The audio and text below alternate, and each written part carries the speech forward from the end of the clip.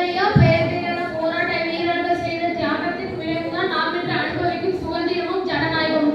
என்று தனியும் இந்த சுதந்திர தாகம், என்று மடியும் இந்த அடிமையின் மோகம் என்று எண்ணினார் பாரதியார். இந்த சுதந்திர தாகத்தை தண்ணீரால் தணியவில்லை, இரத்தத்தினாலும் கண்ணீராலும் தணிந்தது.